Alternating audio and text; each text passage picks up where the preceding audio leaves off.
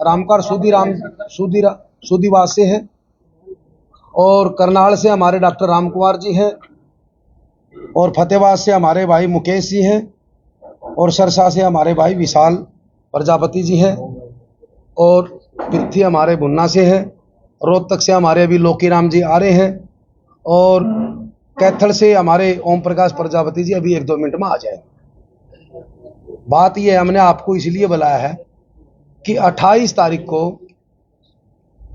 गुरुदक्ष महाराज प्रजापति की हम जयंती मनाने जा रहे हैं हिसार के अंदर अनाज मंडी में, और पूरे प्रदेश से प्रजापति समाज के साथी वहां पर आएंगे, माताएं बहनें भी आएंगी, और इस जयंती को हम बड़े धूमधाम से त्योहार का रूप में हम इसको मनाते हैं, हर साल मनाते हैं और ये भी मनाएंगे। और मुख्य अतिथि के तौर पर आदरणीय हमारे कांग्रेस पार्टी के विपक्ष के नेता चौधरी उपेंद्र सिंह जी हुड्डा मुख्य अतिथि होंगे, और अध्यक्षता हमारे आदरणीय बहुत ही लोकप्रिय नेता चौधरी उदय भान जी जो कांग्रेस पार्टी के प्रदेश अध्यक्ष हैं, वे उसकी अध्यक्षता करेंगे। और भी अन्य नेता जैसे हिसार से हमारे भाई सांसद भाई जयप्रकाश जी हैं, और रोहतक से सांसद भाई दीपेंद्र जी हैं, और मेरे बड़े भाई वीरेंद्र सिंह जी हैं प्रोफेसर साहब, और भी अनेक कांग्रेस पार्टी के विधायकगण और पूर्व सांसदगण और दूसरी पार्टियों के साथी भी इस प्रोग्राम में हिस्सा लेंगे। ये प्रोग्राम सेम डे रहने वाला है वो कार्यक्रम आजाद नगर में भी है। श्रवण कुमार वर्मा भी एक तरह से उसमें आपकी भी फोटो लगी उस कार्ड में, और कार्यक्रम कह रहे हैं कि आजाद नगर में करें, और आप लोग ये चाहते हैं कि अनाज मंडी में हो। ये क्या मतलब विवाद क्या है? ना देखो कोई विवाद नहीं पंडित जी, आपने पता नहीं इस चीज का। अगर कोई आदमी गलत फहमी से अगर कोई पोस्टर बनवा ले नहीं, उसका इसका इशू नहीं होता। आज से 3 दिन पहले चंडीगढ़ से प्रोग्राम जारी हुआ है पूरा 1 महीने का। सबसे पहले प्रोग्राम आज का दिन का है, करनाल के अंदर भाई दीपेंद्र जी का प्रोग्राम है। उसका बाद में एक 25 तारीख का प्रोग्राम है, फिर एक 28 तारीख की जयंती का प्रोग्राम है, और उसके बाद में 3 तारीख का प्रोग्राम पिछड़ा वर्ग का सोनीपत के अंदर, और जो 28 तारीख का प्रोग्राम है जो दक्ष जयंती है पूरे हरियाणा की, इसको मनाने का जुम्मा आपके भाई अपने भाई को रामनिवास घोड़ेला को सौंपा गया है। इसका चेयरमैन मेरे को बनाया है, पार्टी ने बनाया है, ना कि मैं मान लिया अपना बने, ठीक है नहीं। वहाँ चंडीगढ़ से इशू हुआ प्रोग्राम। और 3 तारीख का जो पिछड़ा वर्ग का प्रोग्राम है उसका चेयरमैन अपने सुरेंद्र पवार सोनीपत के एमएलए उनको बनाया है। ये अलग अलग जिम्मेवारियां दी गई है। देखो किसी भाई अगर कोई ये भाई अपनी तरफ से अगर कोई कहे कि मैं वहाँ करूँ, ऐसा तो नहीं होगा नहीं प्रोग्राम। देखो कोई ये कोई कम्युनिटी सेंटर में छोटा प्रोग्राम होता है भाई, ये एक प्रदेश स्तरीय सम्मेलन है, इसको हम अच्छी बड़ी धूमधाम से मनाएंगे। हम अनाज मंडी के अंदर करेंगे, कई हजार आदमी कई हजार मारी माताएं बहनें उस प्रोग्राम के अंदर आएगी। हमारे को पार्टी ने जिम्मेवारी दी है भाई, चेयरमैन हमारे को बनाया। ये जो कार्यक्रम है ये राजनीतिक है या गैर राजनीतिक? देखो प्रोग्राम तो गैर राजनीतिक है, जो कोई समाज का प्रोग्राम होता है वो गैर राजनीतिक होता है, परंतु जब उसमें मुख्य अतिथि जो भाई आता है जिसको हम मुख्य अतिथि बनाते हैं वे राजनीतिक होते हैं। ये जैसे कि हमारे अब कांग्रेस पार्टी से हमारे 10 साल के मुख्यमंत्री रहे आदरणीय हमारे नेता चौधरी उपेंद्र सिंह जी हुड्डा, उसके अंदर मुख्य अतिथि होंगे।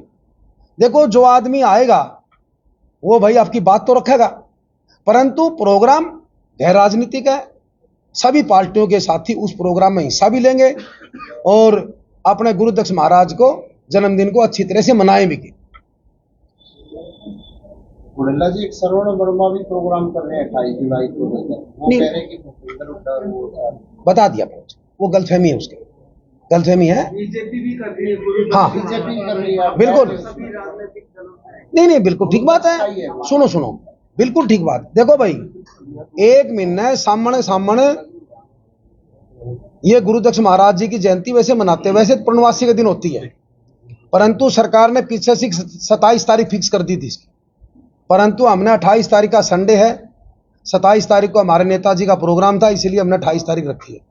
तो 20 तारीख को मुख्यमंत्री जी आ रहे हैं, बड़ी अच्छी बात है, उनका भी स्वागत है, करे ले कोई बात थोड़ी है, कोई बुलाएगा चल जाएगी। जो प्रोग्राम अगर समाज का है, गुरुदक्ष जयंती है, गुरुदक्ष जयंती हम रोज, हमारे घर में फोटो है बहुत बड़ी दक्ष महाराज की, उसका आज हम उसका प्रणाम करते हैं। तो अगर हमारे समाज के साथी हमारे कहीं बुलाए तो हम क्यों नहीं जाएंगे? को भी न्योता दिया जी? हाँ जी, गंगवा जी आप बुलाएंगे क्या उनको? सुन तो, गंगवा जी, हाँ ये नाम बताना पड़ा। गंगवा तो गंगवा में तो बहुत गंगवा नहीं, रणबीर गंगवा जी हमारे आदरणीय है, डिप्टी स्पीकर है सरकार में, सीनियर हर चीज के अंदर, बुलाएंगे उनको भी, क्यों नहीं बुलाएंगे, वो बात थोड़ी बुलाएंगे, हमारे घर के रिश्तेदार है वे। सर 28 तारीख का एक प्रोग्राम है भूपेंद्र गंगवा जी ने रखा है बरवाड़ा अनाज में। बिल्कुल ठीक बात है। तो ये दो प्रोग्राम दो है, जनता एक है, तो समाज इकट्ठा कैसे हो पाएगा? प्रोग्राम वो समाज का प्रोग्राम नहीं, वो एक राजनीतिक प्रोग्राम है। वो मान हल्के की तरफ से कर रहे हैं, मन देखे थे पोस्टर उसके। अब हल्के तो हरियाणा में 90 है और 90 हल्के हैं, और 90 हल्का के बीजेपी के भी है, कांग्रेस के भी उसमें आदमी, और जेजेपी के लोकदल के भी है। राजनीति तो हर आदमी करता है नहीं, तो वो मान ले आपकी हल्के की तरफ से प्रोग्राम कर सकता है। कांग्रेस पार्टी में बहुत नेता है, किसी को कोई बुला सकता है, उसमें अच्छा लगता है भाई। हल्के के अंदर, बरवाड़ा हल्के के अंदर अगर कोई बड़ा नेता आता है तो कांग्रेस पार्टी मजबूत होती है, अच्छी बात है, करें प्रोग्राम। इस तरह के सामाजिक प्रोग्राम अलग अलग तरीके से या अलग अलग दलों में जो हो रहे हैं, तो कहीं ना कहीं भविष्य की राजनीति को सिक्योर करने के लिए तो अलग अलग ना, इसके अंदर कोई भी ऐसी बात नहीं है, इसके अंदर कोई बात नहीं है, कोई अलग अलग धड़ा की बात नहीं है, अलग अलग धड़ा की बात नहीं है। देखो कोई बीजेपी के साथ जुड़ रहा है, कोई कांग्रेस के साथ जुड़ रहा है, कोई लोकदल के साथ जुड़ रहा है, कोई जेजेपी के साथ जुड़ रहा है। तो देखो हर आदमी ये सोचता है कि जब कोई शादी ब्याह हो अपने घर, तो आप अपने नेताओं को निमंत्रण देते हैं, और उसमें लगभग उसकी पार्टी के नेता ब्याह शादी में आते हैं।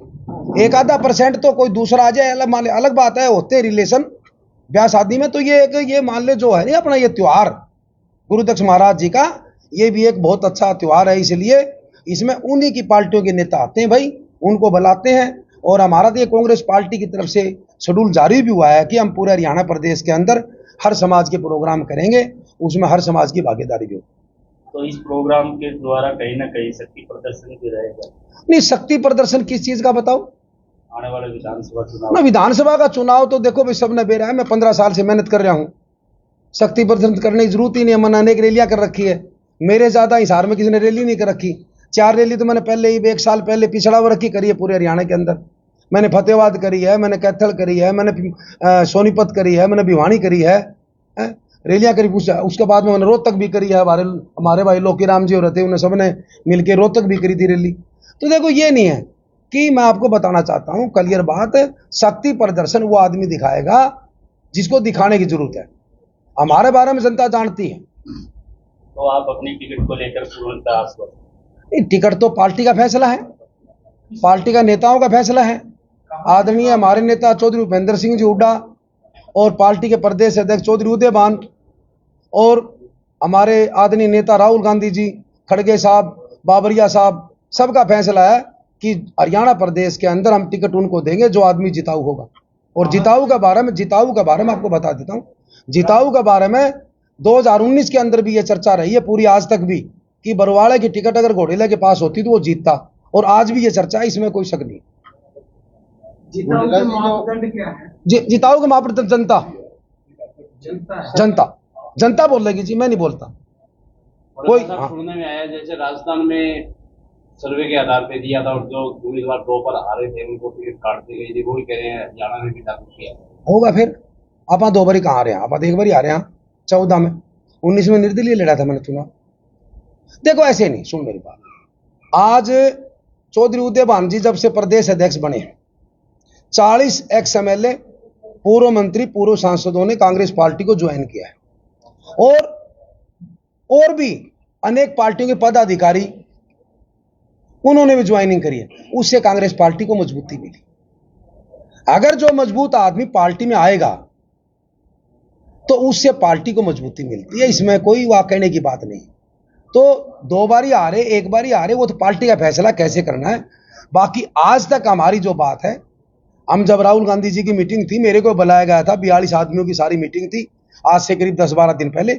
उसके अंदर भी यही मुद्दा था कि हम हर समाज को तो मान सम्मान देंगे टिकट बंटवारे में और संगठन में, और उसके अलावा भी जो आदमी जिताऊ होगा उसको हम टिकट देंगे। हालांकि वर्तमान विधायक को लेकर आप विधायकों की कार्य प्रणाली कैसी है, उनका कार्यकाल कैसा रहा वर्तमान विधायक है, और आपने कितने चक्कर जो है अपने हल्के के लगाए हैं?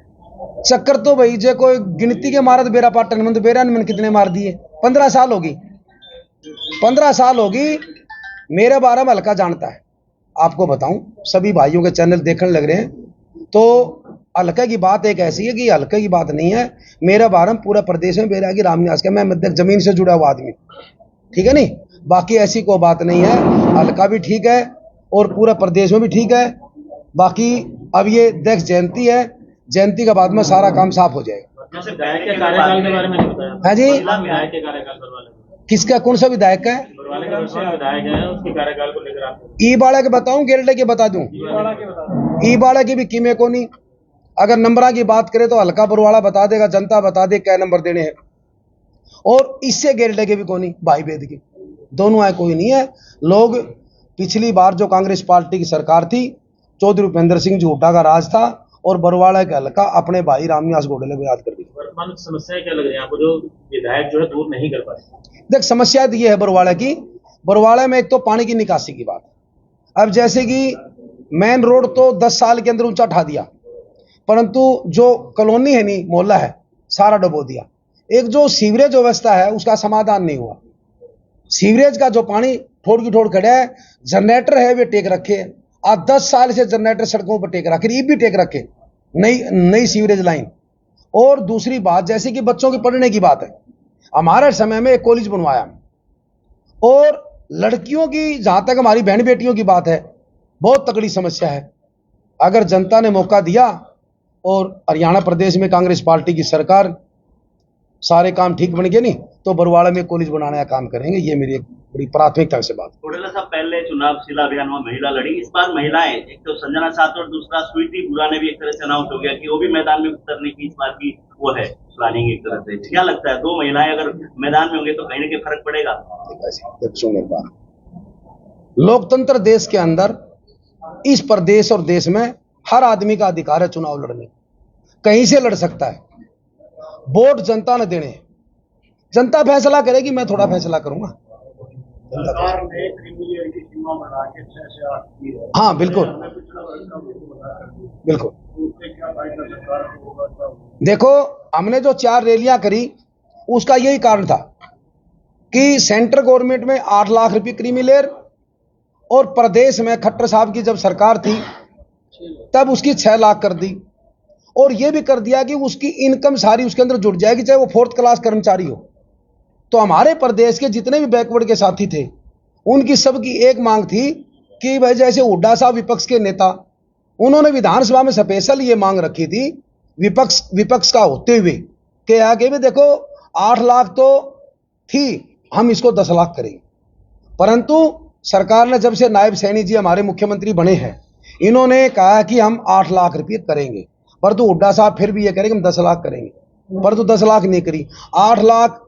और एक वो क्लास 1-2 के अंदर, जैसे कि जब हमारी सरकार थी कांग्रेस पार्टी की, हुड्डा साहब मुख्यमंत्री थे, तो हमारी 90-92 से मांग थी कि हमारा 27% आरक्षण पूरा दिया जाए, परंतु हुड्डा साहब ने हमारा क्लास 1 के अंदर 10% बैकवर्ड ए को और 5 बैकवर्ड बी को 15% देने का काम किया बिना मांगे।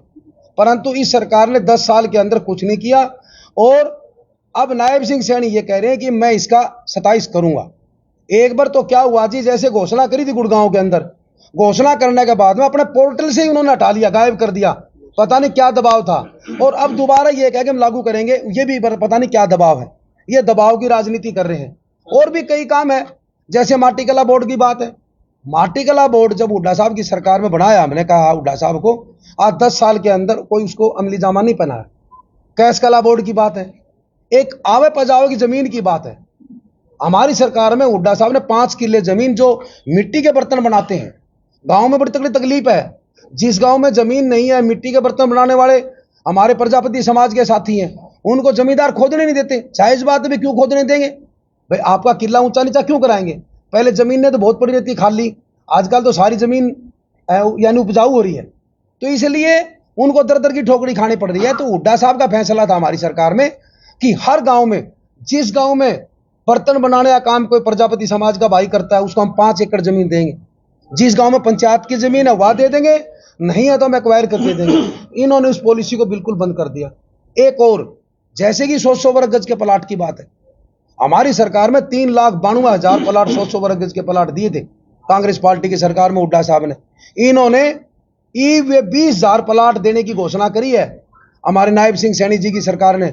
20,000 प्लाट भी कौन से आपको बताना चाहता हूं, जिन प्लाटों का कब्जा हमारी सरकार में उन लोगों को नहीं मिला था। रजिस्ट्री तो हमारी सरकार में होगी थी पर तो कब्जा नहीं मिला, सिर्फ इन्होंने कब्जा दुआने का काम करे। हमारी सरकार, हमारी पार्टी ने कहा है, हमारी पार्टी का फैसला है कि 100 गज का प्लाट देंगे, 2 कमरा का सेट, लैट्रिन बाथरूम रसोई हम बना के भी दें। एक बच्चों का वजीफा की खासकर बताता हूं आपको बात, बच्चों का जो वजीफा है हमारी सरकार में 50 रुपए से लेकर 550 रुपए तक वजीफा मिलता था सरकारी स्कूल में। इन्होंने वो वजीफा बिल्कुल बंद कर दिया। तो कई काम ऐसे हैं जो इन्होंने गलत करे, परंतु अब देखो बैकवर्ड के साथी लगाओ चाहे प्रजापति समाज के साथी लगाओ, उन्होंने फाइनल फैसला कर लिया है कि ये सरकार हमारे हित की सरकार नहीं है।